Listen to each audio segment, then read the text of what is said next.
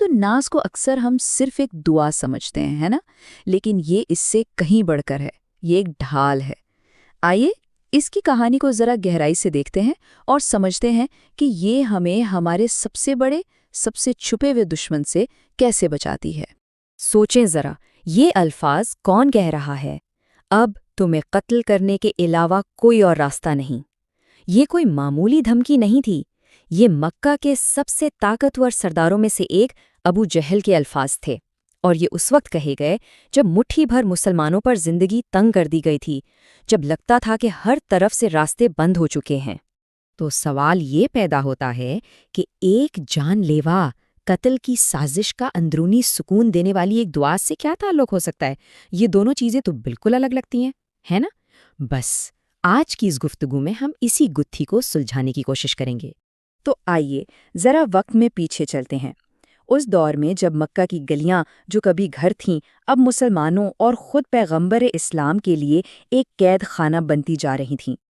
देखें मामला शुरू कैसे हुआ। सबसे पहले गरीब मुसलमानों और गुलामों को निशाना बनाया गया। उन पर इतना तशद्दुद किया गया जिसका तसव्वुर भी मुश्किल है। फिर जब ये हरबा भी कारगर ना हुआ तो समाजी दबाव का इस्तेमाल किया गया। जिन पर हाथ नहीं उठा सकते थे उन्हें सरेआम जलील किया जाता, गालियां दी जाती। लेकिन जब कुरैश के सरदारों ने देखा कि उनका कोई भी हरबा काम नहीं कर रहा तो उन्होंने आखिरी और सबसे खौफनाक फैसला किया। उन्होंने तय किया कि इस पैगाम को जड़ से ख़त्म करने का एक ही तरीका है, और वो था नबी पाक सल्लल्लाहु अलैहि वसल्लम का कत्ल। अच्छा, ये समझना भी बहुत ज़रूरी है कि ये दुश्मनी सिर्फ मज़हब की बुनियाद पर नहीं थी। इसके पीछे एक बहुत पुरानी कबायली सर्द जंग चल रही थी। एक तरफ थे बनु हाशिम, यानी नबी सल्लल्लाहु अलैहि वसल्लम का कबीला, जो अपनी सखावत और लोगों की मदद करने के लिए मशहूर थे, और दूसरी तरफ था अबू जहल का कबीला, बनु मखसूम। उनकी रिकाबत का आलम ये था कि अगर बनु हाशिम गरीबों को खाना खिलाते तो बनु मखसूम फ़ौरन उससे बड़ा दस्तरख्वान लगा देते, सिर्फ इसलिए कि वो किसी भी तरह पीछे ना रह जाएं। ये एक अना की जंग थी। हर चीज़ का मुकाबला हो रहा था, लेकिन फिर एक ऐसा ऐलान हुआ जिसने सब कुछ बदल दिया। जब रसूलुल्लाह सल्लल्लाहु अलैहि वसल्लम ने नबूवत का ऐलान किया तो ये अबू जहल के लिए एक ऐसा चैलेंज था जिसका उसके पास कोई जवाब नहीं था। वो खैरात का मुकाबला खैरात से कर सकता था, लेकिन नबूवत का मुकाबला किस चीज़ से करता? ये वो चीज़ थी जिसकी वो नकल नहीं कर सकता था, और बस यही बात उसकी अना बर्दाश्त न कर सकी। तो जब बाहर की दुनिया में ये साजिशें अपने उरूज पर थीं, जब खतरा सर पर मंडला रहा था, ठीक इसी वक्त अल्लाह की तरफ से एक आसमानी ढाल नाजिल हुई, अल्फाज की शक्ल में एक ऐसी हिफाजत जो क़यामत तक के लिए इंसान की साथी बन गई। और इन सूरतों की अहमियत का अंदाज़ा खुद नबी पाक सल्लल्लाहु अलैहि वसल्लम के इन अल्फाज से लगाया जा सकता है। आपने फरमाया, मुझ पर दो ऐसी सूरतें नाजिल हुई हैं जिनकी मिसल पहले कभी नहीं देखी गई। इसका मतलब क्या है? इसका मतलब ये है कि इनमें हिफाजत का एक ऐसा जामे निज़ाम है जो इससे पहले कभी इंसानियत को नहीं दिया गया। ये सिर्फ दुआ के कलिमात नहीं, ये एक मुकम्मल इलाही हथियार हैं। अच्छा, अब जो बात सबसे ज़्यादा दिलचस्प है वो ये है कि ये दोनों सूरतें मिलकर एक मुकम्मल हिफाजती हिसार बनाती हैं। कैसे? देखें, सूरतुल फलक जो है वो हमें बाहर के ख़तरात से बचाती है, यानी मखलूक का शर, रात का अंधेरा, जादू, हसद, ये सब बैरूनी हमले हैं। लेकिन सूरतुन नास वो हमें अंदरूनी ख़तरात से बचाती है, यानी हमारे अपने अंदर उठने वाले शक, बुरे ख़यालात और मनफी वसवसे। ये है असल लड़ाई का मैदान। तो चलिए अब ज़रा सूरतुन नास की गहराई में उतरते हैं और इसके एक एक लफ्ज़ को खोलकर समझते हैं कि ये किस तरह हमारे लिए एक ताकतवर ढाल बनती है। सूरत का आगाज़ होता है पनाह मांगने से, लेकिन किसकी पनाह? अल्लाह की तीन ख़ास सफ़ात की पनाह। सबसे पहले रब्बुन नास, यानी तमाम इंसानों का पालने वाला, वो जो हमारी हर छोटी बड़ी ज़रूरत का ख्याल रखता है। फिर मलिकुन नास, तमाम इंसानों का बादशाह, जिसका हतमी इख्तियार है। और आखिर में इलाहन नास, तमाम इंसानों का माबूद, जिसकी तरफ हम इबादत और मुश्किल में रुजू करते हैं। गोया हम एक नहीं बल्कि अल्लाह की तीन अजीम सिफ़ात के क़िले में पनाह ले रहे हैं। और इन तीन नामों की तरतीब भी कमाल की है। इसमें इंसान की पूरी ज़िंदगी का सफ़र छुपा है। देखें, जब एक इंसान बच्चा होता है तो उसे सबसे ज़्यादा किसकी ज़रूरत होती है? एक रब की, एक पालने वाले की, जो उसकी हर ज़रूरत पूरी करे। جب وہ بڑا ہوتا ہے، جوانی میں قدم رکھتا ہے، تو اسے اصولوں، قوانین اور تحفظ کی ضرورت پڑتی ہے۔ تب اسے ایک ملک، ایک بادشاہ کی ضرورت ہوتی ہے۔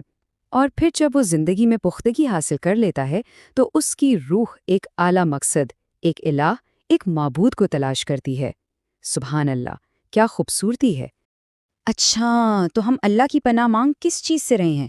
قرآن اس دشمن کا نام بتاتا ہے، الوسواس الخناس۔ یہ بہت دلچسپ نام ہے۔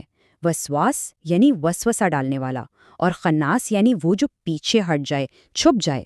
تو یہ ایک ایسا دشمن ہے جو سامنے سے وار نہیں کرتا۔ یہ ایک طرح کا ہٹ اینڈ رن حملہ آور ہے۔ یہ ذہن میں ایک شک کا، ایک برے خیال کا بیج بوتا ہے اور پھر غائب ہو جاتا ہے، اور ہم سوچتے رہتے ہیں کہ ارے، یہ خیال میرے ذہن میں آیا کہاں سے؟ اور اس دشمن کی چالاکی دیکھیں، یہ کبھی سیدھا سیدھا نہیں کہے گا کہ جاؤ گناہ کرو، نہیں، اس کا طریقہ بہت سٹل ہے۔ یہ کہے گا نماز پڑھنی ہے؟ ہاں ہاں ضرور پڑھو، بس 5 منٹ بعد۔ پڑھائی کرنی ہے؟ ارے بہت کر لی، تھوڑا سا فون دیکھ لو۔ اس کا اصل کام حکم دینا نہیں ہے، بلکہ تاخیر کروانا ہے، شک پیدا کرنا ہے، اور انسان کو اس کے اصل مقصد سے بھلا دینا ہے۔ اور پھر قرآن ایک اور گہری بات بتاتا ہے۔ یہ وسوسہ کہاں ڈالا جاتا ہے؟ دماغ میں؟ نہیں، قرآن کہتا ہے فی صدور الناس، یعنی لوگوں کے سینوں میں۔ اب سوال یہ ہے کہ سینوں میں کیوں، دماغ میں کیوں نہیں؟ کیونکہ دماغ تو منطق سے کام کرتا ہے، دلیل سے بحث کرتا ہے، لیکن ایمان، یقین، نیت، ان سب کا مرکز دل ہے جو سینے میں ہے۔ تو شیطان آپ کی منطق سے الجھنے کے بجائے اسے بائی پاس کرتا ہے اور سیدھا آپ کے ایمان کے ہیڈ کوارٹر یعنی دل پر حملہ کرتا ہے۔ تو یہ تو ہو گئی 1400 سال پرانی بات۔ اب دیکھتے ہیں کہ آج کے دور میں، اس جدید دنیا میں، یہ وسواس کس شکل میں ہمارے سامنے آتا ہے۔ آج کا وسوسہ کیا ہے؟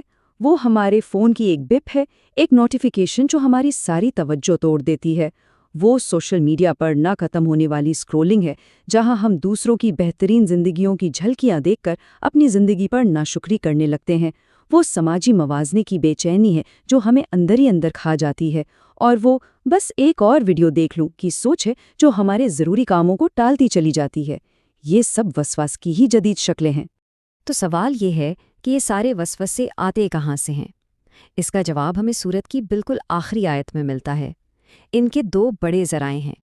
اللہ تعالیٰ فرماتے ہیں من الجنتی والناس، یعنی یہ وسوسہ ڈالنے والے جنوں میں سے بھی ہو سکتے ہیں اور انسانوں میں سے بھی۔ پہلا ذریعہ تو جنات ہیں، وہ غیر مرئی مخلوق، لیکن دوسرا ذریعہ جو شاید کبھی کبھی زیادہ خطرناک ثابت ہوتا ہے وہ خود انسان ہیں، ہمارے اپنے ارد گرد کے لوگ۔